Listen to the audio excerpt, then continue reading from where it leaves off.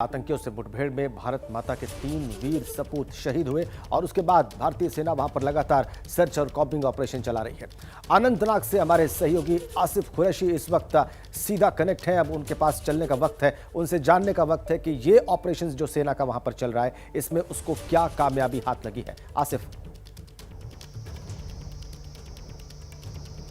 राजन, देखिए, इस समय हम अनंतनाग के कुकरनाग के गडलू गांव में हैं और मेरे पीछे आप देख सकते हैं ये वो अंतिम पड़ाव है जहां तक सिविलियंस या मीडिया को आने की अनुमति है। बड़ी संख्या में जो सुरक्षाकर्मी यहां पे तैनात हैं वो इस इलाके में की तरफ देख रहे हैं जहां पे इस समय ये सर्च ऑपरेशन चल रहा है। मैं अपने कैमरामैन से कहूंगा कि वो इन पहाड़ियों की तरफ दिखाए, क्योंकि इससे अंदाजा होगा कि गाँव के पास कितने करीब ये पहाड़ियां हैं और घने जंगलों से ये पूरी पहाड़ियां पटी हुई हैं। इसीलिए जो ऑपरेशन जो इस समय चल रहा है, इन्हीं घने जंगलों के बीच में सुरक्षा बलों का ऑपरेशन चल रहा है। सुरक्षा बलों में जम्मू कश्मीर पुलिस और सेना के साथ साथ स्पेशल फोर्सेस के कमांडोज और हाई ऑल्टीट्यूड वॉरफेयर स्कूल से आए हुए कमांडोज भी हैं। और उनके लिए जो परेशानी ये है कि जो यहाँ का टोपोग्राफी है, मैं दिखा दूंगा कि इस तरीके का टोपोग्राफी इस पूरे इलाके में है। यानी मक्की के खेत हैं,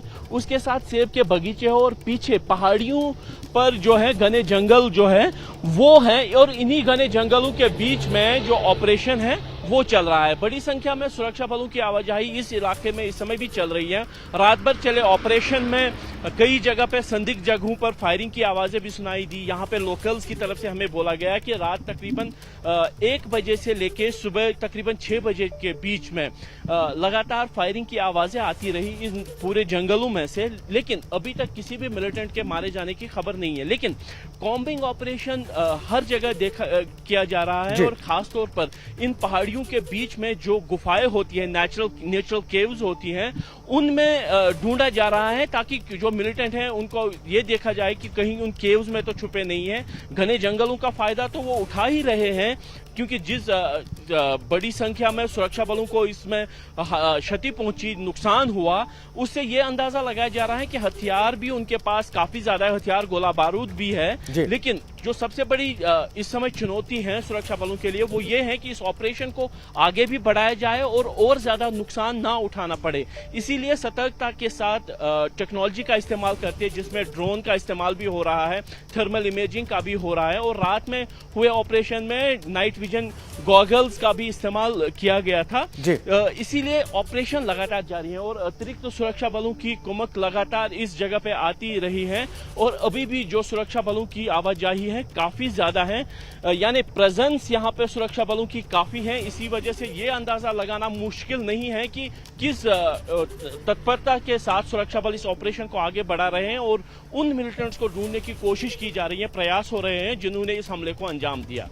आसिफ, समझा जा सकता है इस बात को, 3 हमारे जो शहीद हैं उनका बदला लेने के लिए सुरक्षा बल वहां पर लगातार कॉम्बिंग ऑपरेशन कर रहे हैं, सर्च ऑपरेशन कर रहे हैं और टेक्निक का भी इस्तेमाल कर रहे हैं, उसका भी आपने जिक्र किया। लेकिन अपनी रिपोर्ट में आपने 2 बातें बताई आसिफ। एक तो ये कि कुलगाम हमले की छाप दिखाई देती है कल जो हुआ उस पर, और बड़ी संख्या में आतंकी वहां पर दाखिल हो चुके हैं।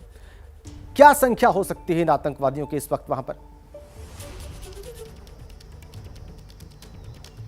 देखिए, सुरक्षा बलों की तरफ से और खुफिया एजेंसियों की तरफ से जो हाल फिलहाल के दिनों में आंकड़े जारी किए गए थे, उसमें यह कहा गया था कि 50 से 60 मिलिटेंट जो है दक्षिण कश्मीर के इलाके में छुपे हुए हैं। लेकिन चिंता की बात यह है कि दक्षिण कश्मीर का ये इलाका पुंछ राजौरी से सटा हुआ है और जिस तरीके की घटनाएं पुंछ और राजौरी में हो रही है, जहां पे घात लगाकर हमले सुरक्षा बलों पर हो रहे हैं, उन्हीं की छाप कुलगाम में जो 3 अगस्त को हमला हुआ था, जिसमें सेना के 3 जवानों को जब वो एक बंकर बना रहे थे उनको निशाना बनाया गया, उनसे 4 हथियार भी छीन लिए गए और उसी की छाप यहाँ पे अभी दिख रही है। मैंने कल भी रिपोर्ट में यही कहा था, क्योंकि जिस तरीके से इस हमले को अंजाम दिया गया, 3 सीनियर ऑफिसर्स इस ऑपरेशन को लीड कर रहे थे वो जंगल में आगे बढ़ रहे थे और जो मिलिटेंट थे वो गात लगाकर बैठे थे। ऐसा नहीं था कि मिलिटेंट्स को घेरे में ले लिया गया था और दोनों तरफ की गोलीबारी में अफसर जख्मी हुए थे। यहाँ पे मिलिटेंट गात लगाकर बैठे थे और गात लगाकर इस हमले को अंजाम दिया गया था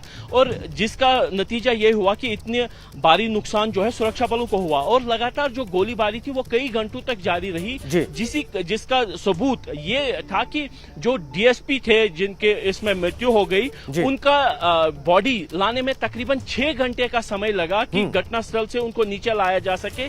यानी जो कैजुअलिटीज हुई है वो इस वजह से हुई कि ज्यादा ब्लड लॉस हुआ। आप बता रहे हैं कि 50 से 60 इनकी तादाद हो सकती है आतंकियों की और घात लगाकर इन्होंने हमला किया और इसीलिए कुलगाम हमले की छाप इस हमले पर भी दिखाई देती है।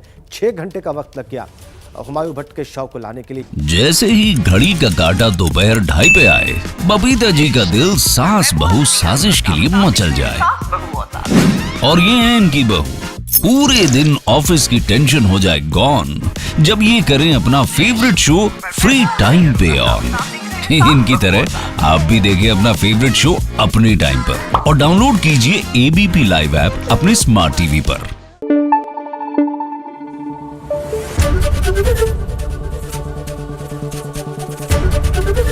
एबीपी न्यूज आपको रखे आगे।